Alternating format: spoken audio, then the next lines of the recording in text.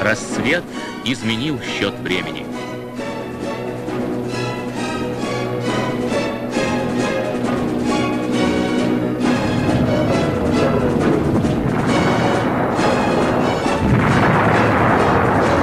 Внимание!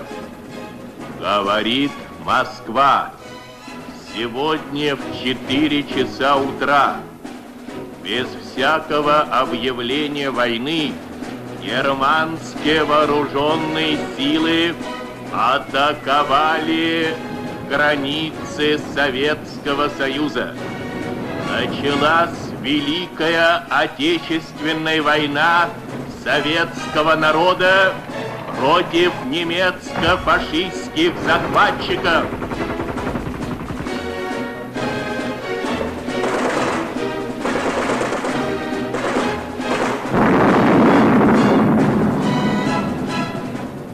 За тысячи километров разорванная гитлеровскими полчищами границы.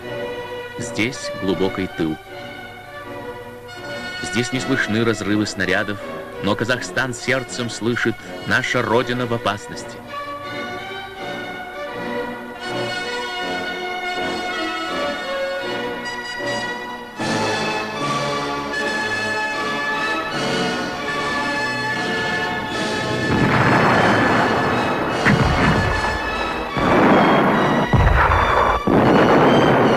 В Брестской крепости идет неравный бой.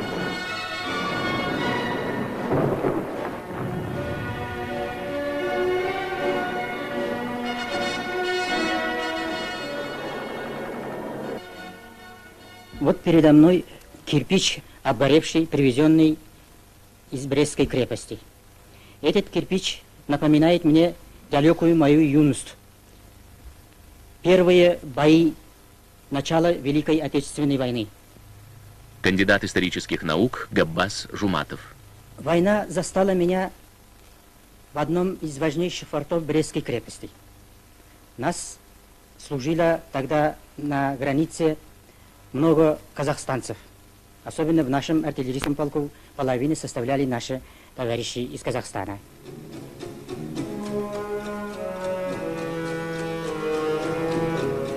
Максут Ниязов, Аульбек Сабырбаев, Хаджимурат Сыздыков, Владимир Фурсов и многие другие защитники Бреста покрыли себя неувидаемой славой.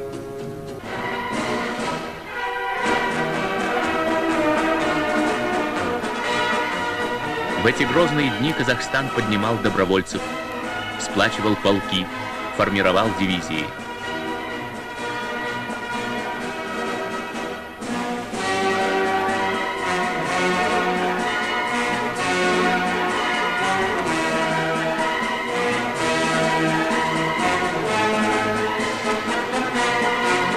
По призыву Родины уходили в дальний путь лучшие твои сыновья, Казахстан.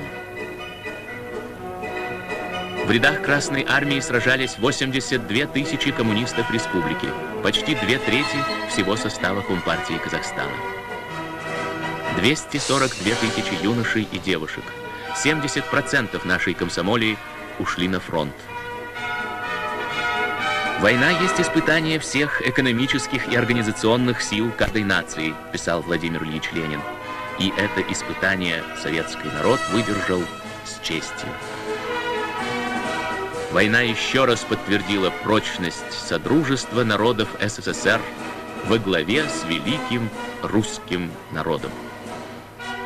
В республике только в первый период войны было сформировано 14 дивизий и 6 бригад, среди которых 391-я стрелковая дивизия, 72-я краснознаменная, 173-й артиллерийский полк и другие. Старая хроника запечатлела эпизоды боевой подготовки одной из казахстанских дивизий. Священный для каждого воина миг Казахстан вручает уходящим на фронт красное знамя.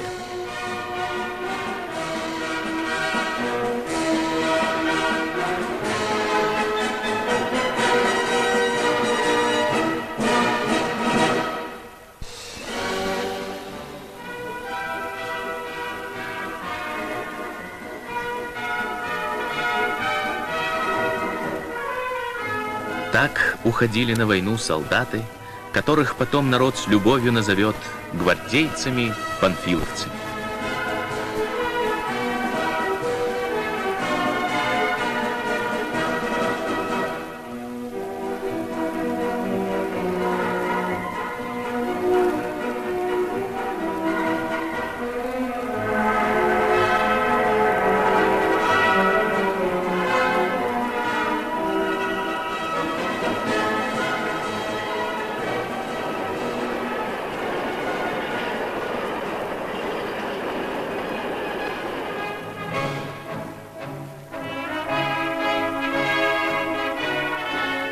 «316-я стрелковая дивизия, сформированная в Алма-Ате, была готова стоять насмерть и победить самую смерть.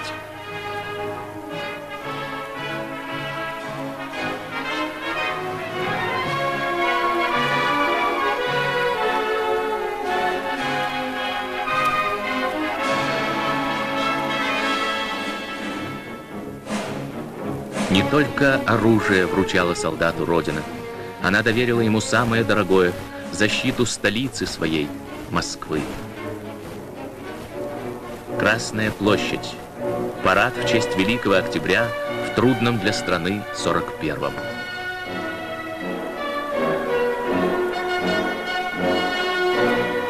Равнение на мавзолей Ленина, как клятва перед боем.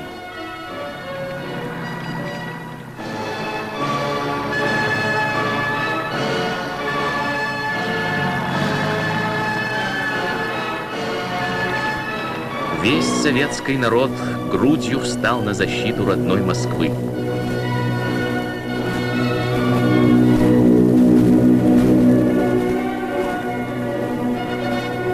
Это было перед решающими боями. У разъезда Дубосекова легендарный подвиг совершили 28 героев-панфиловцев во главе с политруком Клочковым. Мир помнит его слова: «Велика Россия, а отступать некуда, позади Москва». Русские, казахи, украинцы, киргизы — здесь обрели они бессмертие, скрепив своей кровью боевое священное братство наших народов. Вспоминает панфиловец Бауджан Мамыш-Улы. Это была настоящая интернациональная дивизия.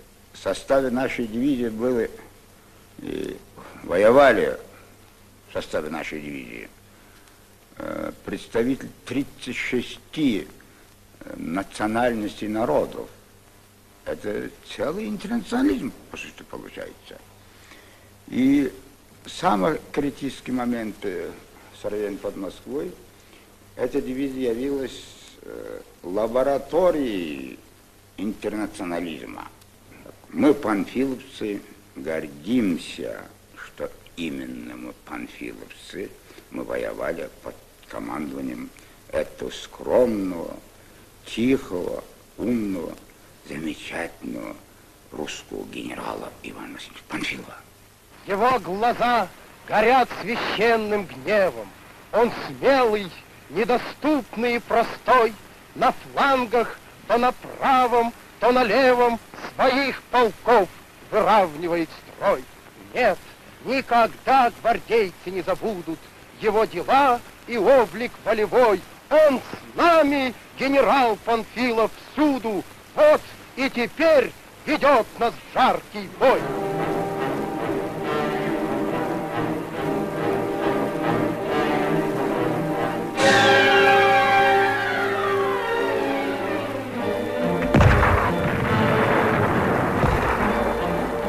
За тысячи километров долетали до воинов-казахстанцев слова родных и близких.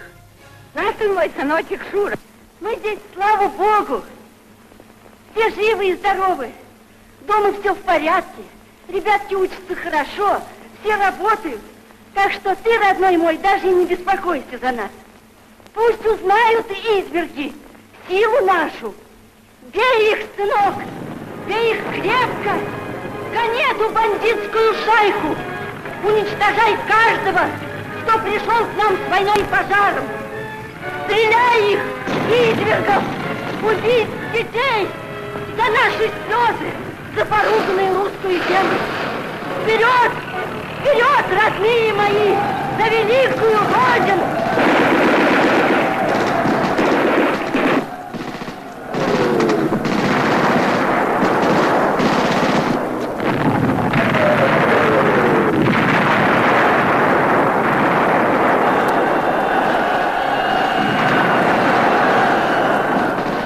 Внимание!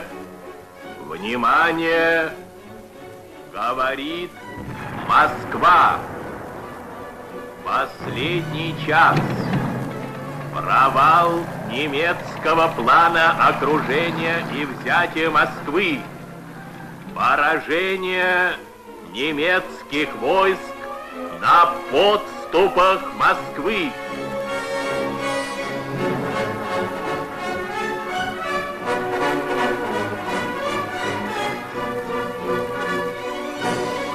Маршал Рокоссовский, в то время командующий 16-й армией, куда входила 8-я гвардейская Панфиловская дивизия, так писал об этих боях.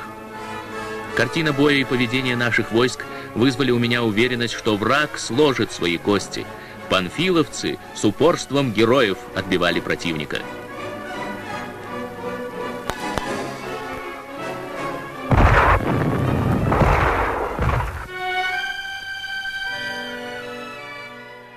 Қараңғыда көрген жоқ он ешкімде, келе жатты ұрланып соғыс түнде. Келе жатты ол қапқара бүйі болып, жолбарыс боп жалаңдап жол үстінде. Келе жатты ол қан сасып үсті баса, күн сәулелі егіннің үстін басып, жалғыз көзді обаған жалмауыздай келе жатты ол ысқырып ұшқын шашып.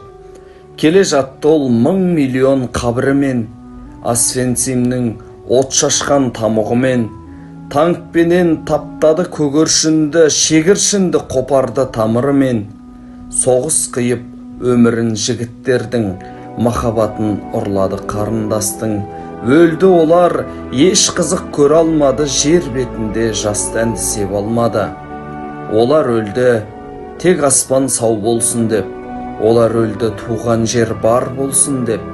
Олар өлді, ағарман сөнбесін деп, олар өлді, өзге өлді олар, еш қызық көре алмады, жер бетінде жастан сеп алмады.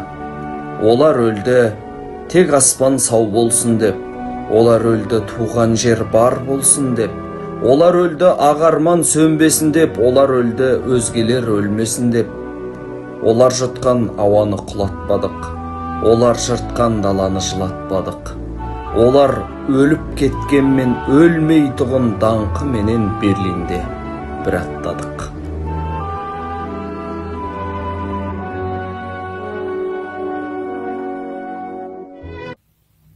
Здравствуйте, меня зовут Нугуманова Дарига. Я ученица 2 Е класса школы лицей номер 37. Поздравляю всех ветеранов и казахстанцев с Днем Победы. Баллада о матери. Автор Ольга Киевская. 41 год потери страх. Зарево кровавым пламенел. 2 броней, растерзанных в рубахах, выводили утром на расстрел. Первый шел постарше, темно-русый, все при нем, и силушка, и стать. А за ним второй, пацан безусый, слишком юный, чтобы умирать. Ну а сзади, еле поспевая, семенила старенькая мать, о пощаде немцу умоляя: «Най, пределом важно, расстреляй!» «Нет, — она просила, — пожалейте, отмените казнь моих детей, а взамен меня убейте, но живых оставьте сыновей». И ответил офицер ей чинно: «Ладно, матка, одного спасай, а другого расстреляем сына. Кто тебе милее? Выбирай». «Как?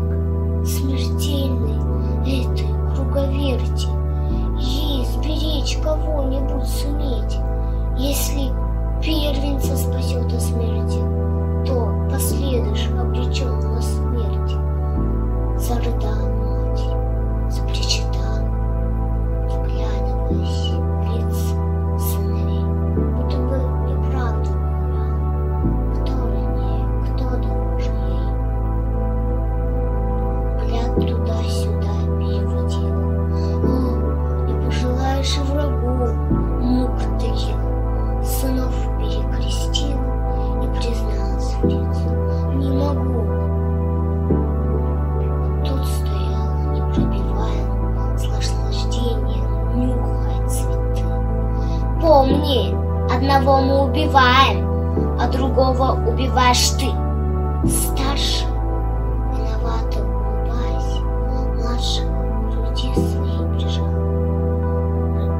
Брат, спасайся, но я останусь. Я пожил, а ты не начинал. Отозвался младший. Нет, братиш, ты спасайся. Что тут выбирать у тебя? Жена и ребятишки. Я не жил, не стоит начинать. Тут учтиво немец молвит: Питта! Отодвинул плачущую мать, отошел подальше деловито и махнул перчаткой: расстреляй! Ахнули два выстрела, птицы разлетелись, дрогнув небеса. Мать жала мокрые ресницы, на детей глядит во все глаза.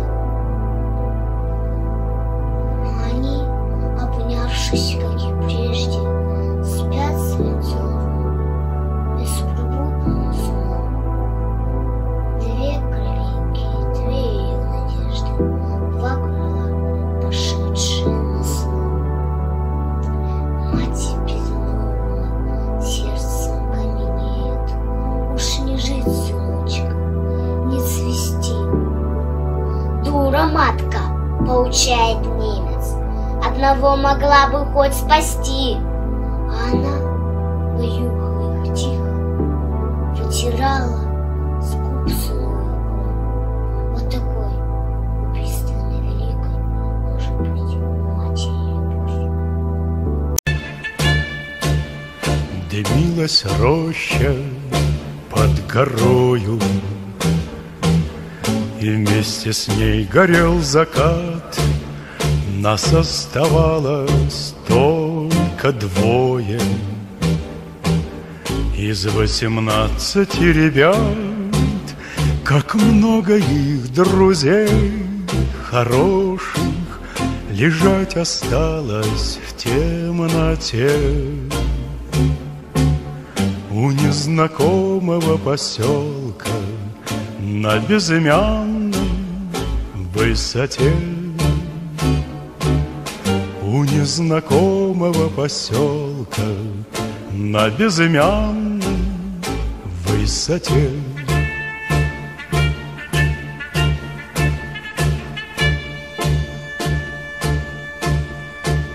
Светилась, падая, ракета, как догоревшая звезда. Кто хоть однажды видел это, тот не забудет никогда. Он не забудет, не забудет атаки яростные те. У незнакомого поселка на безымянной высоте. У незнакомого поселка на безымянной высоте.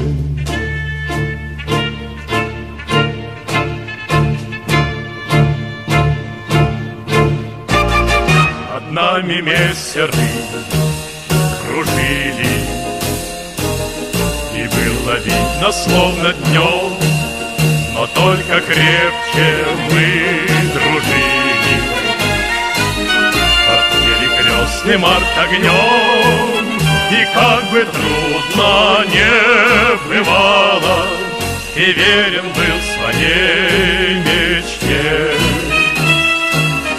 У незнакомого поселка на безымянной высоте, у незнакомого поселка на безымянной высоте.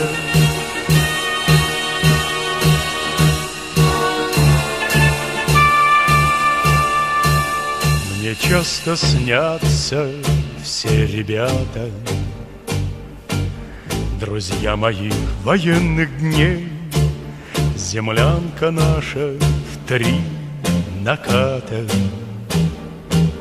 сосна сгоревшая над ней, как будто вновь я вместе с ними стою на огненной черте.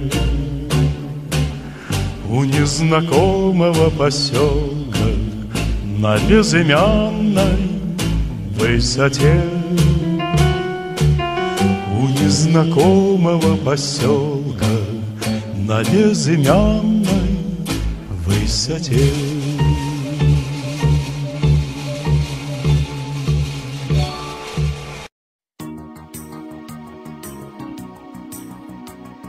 Я Буркова Софья Павловна.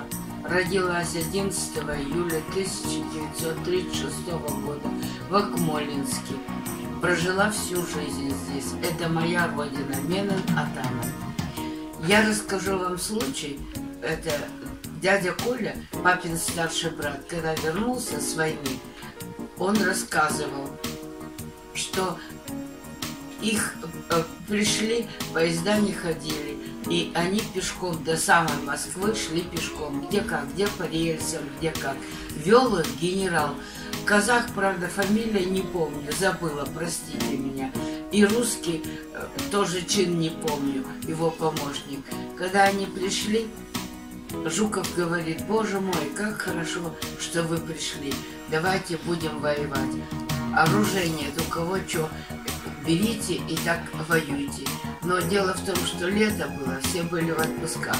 Говорит, племянница милая, это было месиво. Когда, говорит, всех отозвали из отпуска, вот тут, говорит, пошли и танки, и все. И мы, говорит, всех отогнали. А немцы пленные говорили всегда: Гитлер капут, Гитлер капут. Вот. Чё? А я, как девчонка, собирали мы и картошку, и помидоры, и огурцы. Всем, чем могли, фронту помогали. Вот.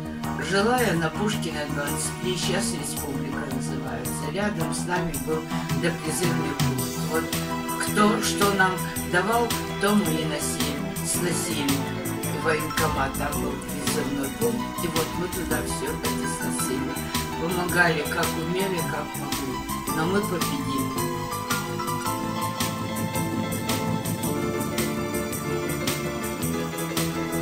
Дедушка Магомедов Мажахмед родился в 1907 году. Он был призван на фронт в 1941 году. Он участвовал в освобождении Ленинграда, в обороне Сталинграда и взятии Екатеринбурга, в котором был тяжело ранен. Несмотря на это тяжелое ранение, он продолжил свой боевой путь в освобождении Украины, Белоруссии, Эстонии, Латвии, Литвы, Польши, Австрии. Награжден орденом Красной Звезды, медалями за отвагу, за боевые заслуги, за оборону Сталинграда, за оборону Ленинграда, за взятие Екатеринбурга и другими медалями. Мой прадедушка – герой.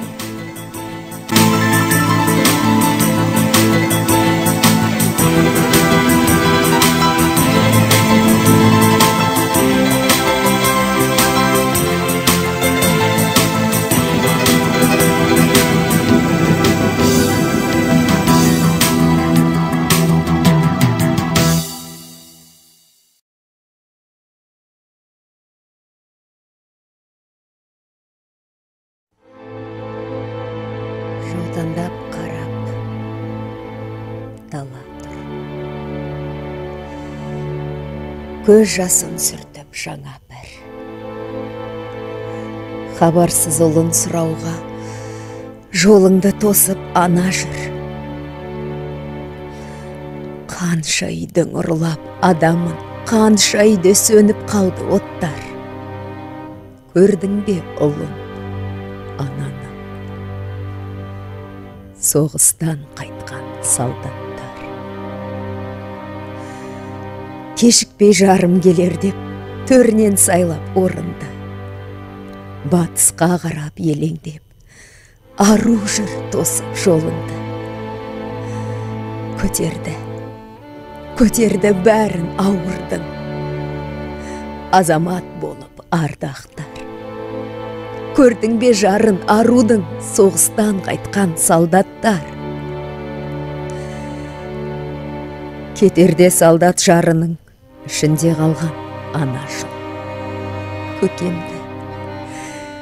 Көкемді айтпай танырмын деп бір сәби бала жүр. Қайрылмай қалай кетесің, хабарсыз қалай ол тоқтар. Көрдің бе оның көкесін, соғыстан қайтқан солдаттар.